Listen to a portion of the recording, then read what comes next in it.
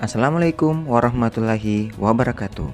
Salam dan bahagia Bapak Ibu guru hebat di Indonesia. Saya Rizat Mardana, calon guru penggerak Angkatan 8 SMA Negeri 1 Sampulawa, Kabupaten Buton Selatan. Pada kali ini, saya akan memaparkan materi tentang kesimpulan dan refleksi pemikiran Ki Hajar Dewantara Modul 1.1 Koneksi Antar Materi. Filosofi pemikiran Ki Hajar Dewantara. Pada hakikatnya, tujuan pendidikan adalah menuntun anak sesuai dengan kodratnya untuk mencapai keselamatan dan kebahagiaan yang setinggi-tingginya, baik sebagai manusia ataupun masyarakat biasa. Untuk itu, kita sebagai pendidik hanya bisa menuntun anak untuk mencapai tujuan hidupnya tanpa menuntut anak sesuai dengan apa yang kita mau. Dalam pengajaran, kita sebagai pendidik harusnya mampu menyesuaikan pembelajaran sesuai dengan kodrat alam dan kodrat zaman peserta didik, sehingga kita bisa membekali mereka untuk menjawab tantangan zaman yang selalu berubah-ubah dari waktu ke waktu.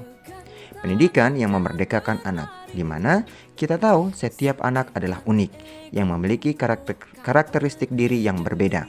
Untuk itu, dalam proses belajarnya, kita sebagai pendidik harus bisa memahami karakteristik peserta didik sehingga mereka bisa tumbuh dan berkembang sesuai dengan ciri khas yang ada pada dirinya.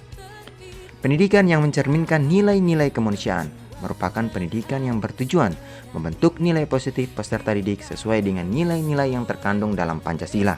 Hal ini bertujuan agar setiap peserta didik dapat menentukan benar atau tidak benar, baik atau tidak baik. Dalam makna yang lebih luas, akan membentuk sikap positif yang berhubungan dengan unsur-unsur yang ada dalam manusia, yaitu jasmani, cipta, rasa, karsa, dan kepercayaan, atau yang biasa kita kenal dengan pendidikan budi pekerti. Sebelum mempelajari modul 1.1, saya memiliki pemahaman tentang pendidikan, di mana selama ini saya masih mendominasi pembelajaran, atau dengan kata lain, pembelajaran masih berpusat pada guru sebagai sumber informasi dan menganggap siswa adalah subjek dalam belajar. Selain itu, fokus pembelajaran saya hanya pada ketuntasan materi yang saya ajarkan. Dan menurut saya, dalam pembelajaran akan dinilai berhasil jika nilai kognitif siswa sudah mencapai KKM. Saya juga belum sepenuhnya memahami karakteristik peserta didik. Saya masih menganggap setiap anak adalah sama, padahal setiap anak memiliki keunikan tersendiri dalam dirinya. Dan saya juga kurang peduli apakah siswa sudah benar-benar paham atau tidak terhadap materi yang saya ajarkan. Hal ini karena banyaknya tuntunan materi yang harus diselesaikan dalam kurun waktu semester berjalan. Namun setelah saya mempelajari modul 1.1 tentang pemikiran Ki Hajar Dewantara, saya menyadari dan memahami bahwa apa yang saya pikirkan dan saya yakini saat ini adalah keliru. Setelah mempelajari modul 1.1, maka pembelajaran yang akan saya lakukan adalah melakukan pembelajaran secara menyeluruh, bukan hanya pada aspek kognitif saja, melainkan pada aspek-aspek lain seperti aspek afektif, psikomotorik, sosial, dan budaya. Selain itu, memberikan ruang bagi peserta didik untuk berekspresi, mengungkapkan pendapat, dan berkreasi sesuai dengan karakternya masing-masing. Selanjutnya adalah menumbuh kembangkan rasa ikhlas dengan sepenuh hati dalam mendidik. Hal ini bertujuan agar siswa merasa diperhatikan dalam proses tumbuh kembangnya, sehingga terjalin komunikasi yang baik antara guru dan siswa. Berikutnya adalah menerapkan pendidikan karakter dan budi pekerti luhur, bahwa keberhasilan dalam kita mendidik anak tidak semata-mata hanya anak itu mendapat nilai yang sempurna dalam pelajaran kita, tetapi pada perubahan tingkah laku yang baik dan budi pekerti yang tinggi adalah kebanggaan yang sangat luar biasa bagi seorang guru. Idealnya mampu mencetak generasi penerus yang cerdas dan berbudi pekerti.